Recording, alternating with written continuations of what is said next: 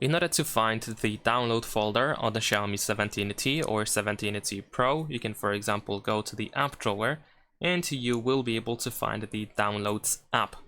And in here, at least in theory, you are supposed to find your downloads. However, in my case, it pretty much never works, or it works just in some cases.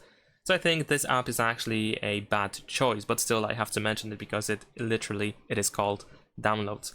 Now, a better way to find downloads is to use, for example, the Files app provided by Google.